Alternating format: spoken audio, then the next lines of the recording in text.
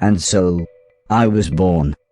The first people I remember seeing were the old man, the old lady, and their daughter, Heather. After they'd said hello, the old man powered me down so he could install some software. I could tell they were nice people.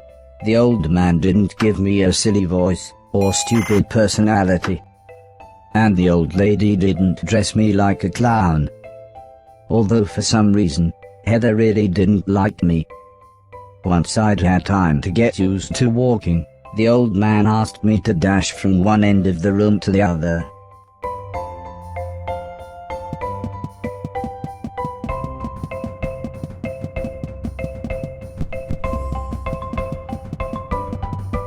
Next, the old man spent a couple of hours building some wooden platforms. He said he wanted me to jump up them, but I must admit, I was scared. It wasn't until I saw Heather and her mother happily climbing up them that I decided it might be okay.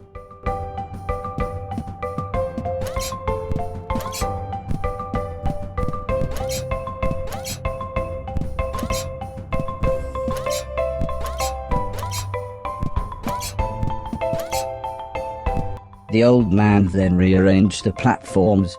He told me to try to reach the other end of the room without touching the floor. Heather said the floor's made of lava, but when I smiled at her, she just frowned and looked away. The old lady arranged some pillows and blankets. She said it was in case I fell, but I think she just wanted it to look more like lava.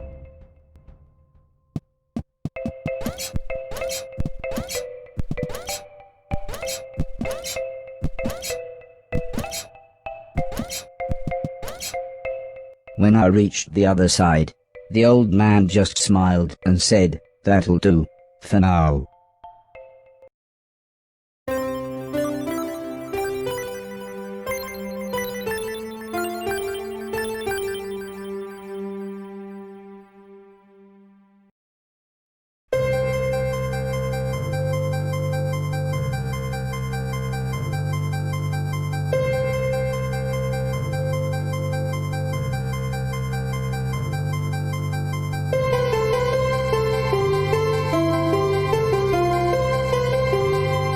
A couple of days after those first lessons, the family had a big meal, and I was introduced to everyone else. The professor was the old man's brother. He was very quiet, and always seemed to just kind of stare at me. He had lived with the old man for 5 years. The house was so huge they barely saw each other. He preferred instead to stay in his room, leaving everything up to his butler, Mr. Deck, as he insisted everyone call him, although the professor always called him Anton. For a while, he called me a yellow bastard, but the old man made him stop, as he thought it sounded racist. Mr. Silton was the old man's driver. Before he worked here, he'd gotten in with some bad people and was the driver in a post office robbery, although it all went wrong for some reason. Mr. Silton showed me a video of his band. I'm sure some people must like it, but I just found it terrifying. Then there was Alice. She was the cook. She was a nice old lady.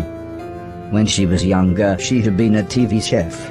Then, years later, she had a small part in Coronation Street. Mr. Silton said, before she worked for the old man, Alice was quite a hoarder. She kept old newspapers and bicycles, and something about a poo in a shoebox. The next morning, the old man gathered everyone together to show them what I was capable of. "What else does he do?" asked Mr. Silton. The old man smiled. "He can help around the house." "Could he help me with my newspaper collecting?" asked Alice. "I'm not sure that's a good idea," said the old lady, "but he can do all sorts of jobs." "Yeah," said Mr. Silton, "shove a stick up his ass and he can do Deck's job." Now, said the old man, "we have company," pointing to some important-looking people. 2 large men, both called Gary. set up what the old man referred to as lasers. He said again, I should try to get from one end of the room to the other, but I shouldn't be worried, as I had a special chip which meant no matter how damaged I was, I couldn't die. He said it was like infinite lives in a video game. But when he realized I didn't understand, he said he would explain another time.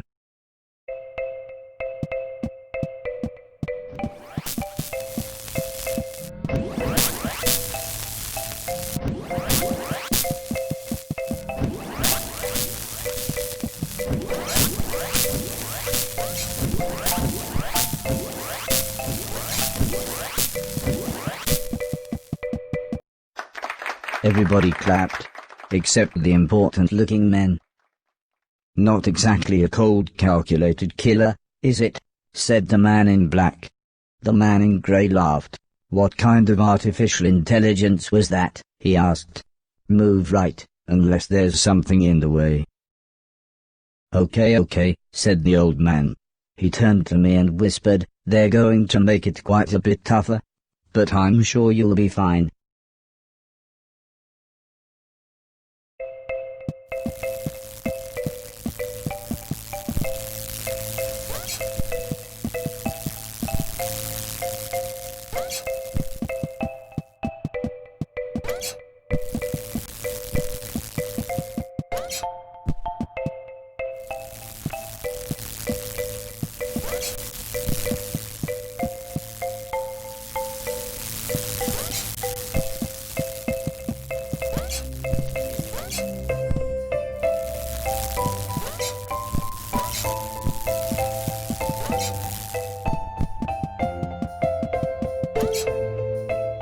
The Garys then rearranged the room one last time. The old man smiled. Now, there's no need to look so glum, he said. I'm still happy with everything you've done today. So this time, I was determined to do him proud.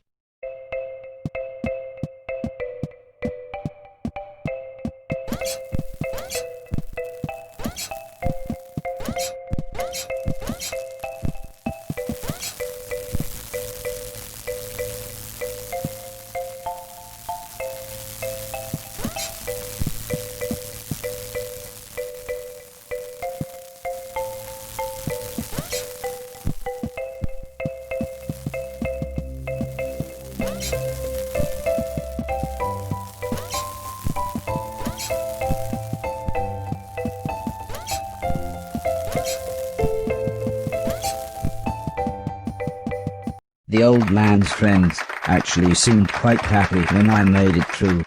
We might have a winner after all, said the man in black. It's no Killbot 3000, but you can almost see the fire in its eyes. A couple of days later, the old lady said she had a surprise for me, my own room. She also wanted to play me some music. I wasn't sure after what Mr. Silton had shown me.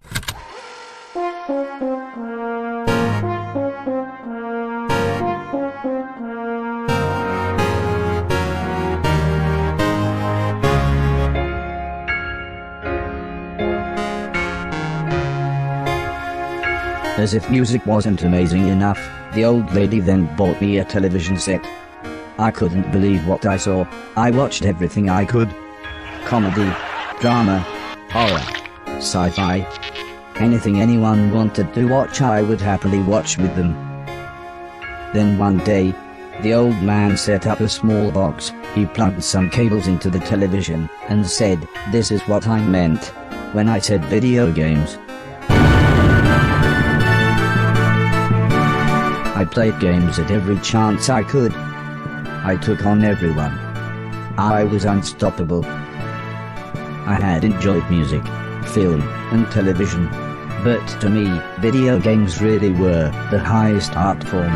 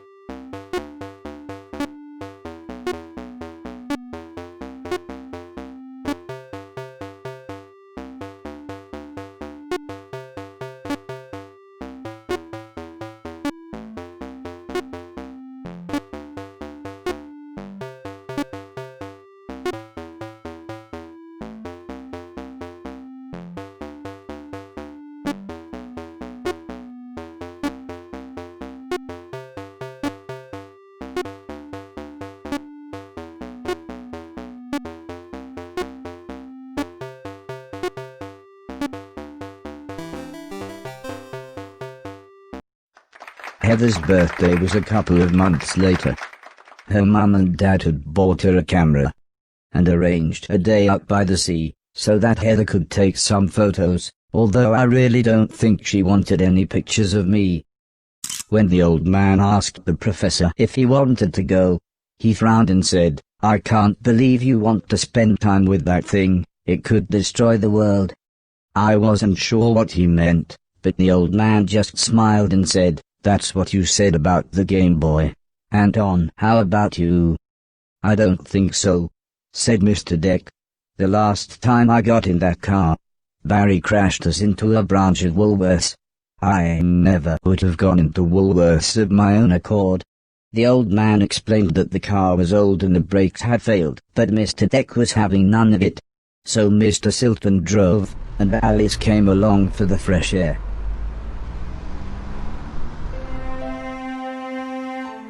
I enjoyed being outside, although the old lady kept telling me to be careful of the rickety old walkways. It felt like she was telling me off, but I think she was just concerned.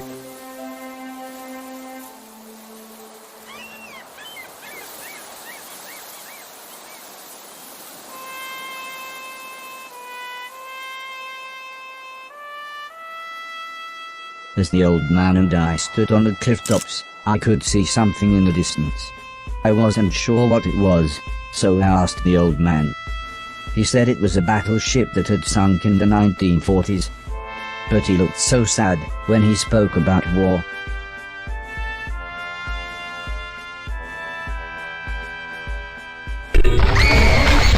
I didn't see what happened, but the metal platform Heather was climbing on had collapsed. She was safe, even if the rocks she was on looked very dangerous. The tide was rising, and we didn't know how long the Coast Guard was going to be, so I offered to climb down and get her. The old man agreed, but said I should be careful, as Heather doesn't have infinite lives, like I do.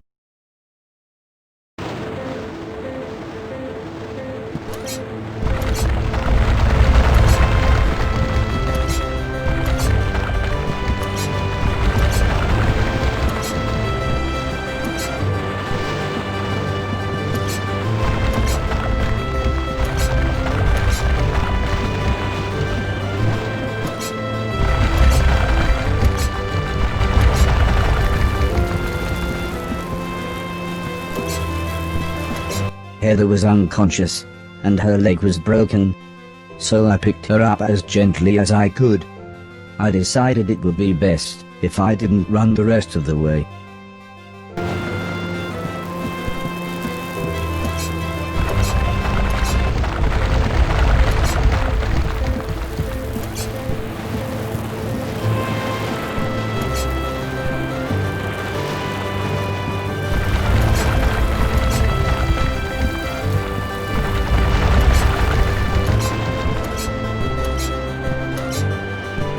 An ambulance had arrived by the time I had made it back to the cliff top.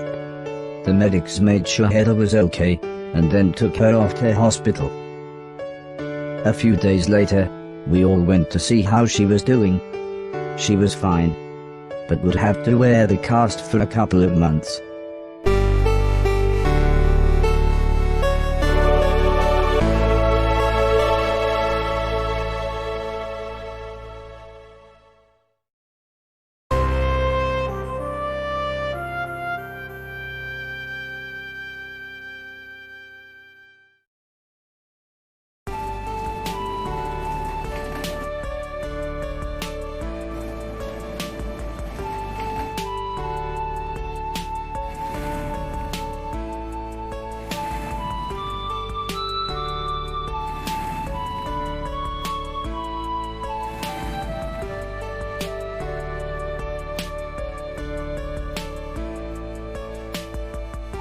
Once Heather got to know me, we became good friends.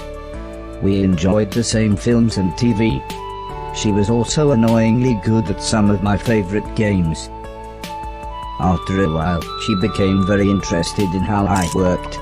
Soon she knew as much about me as the old man did, if not more.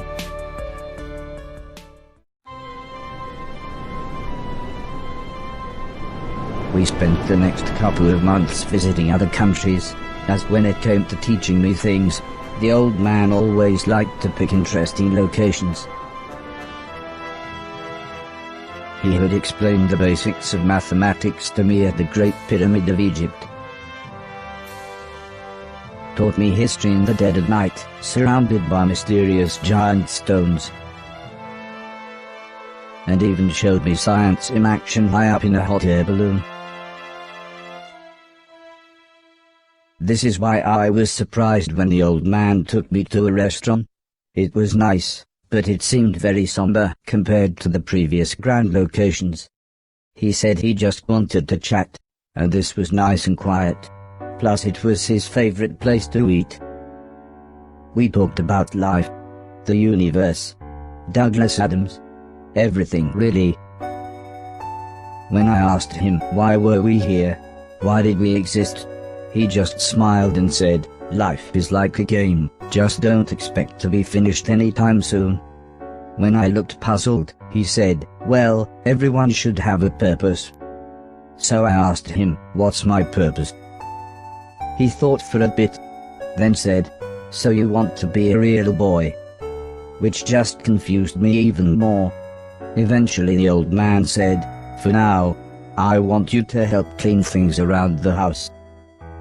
I must have looked unimpressed, as he then said, okay, I want you to clean 1,000,000 things. It didn't sound like the meaning of life. But I suppose you've got to start somewhere.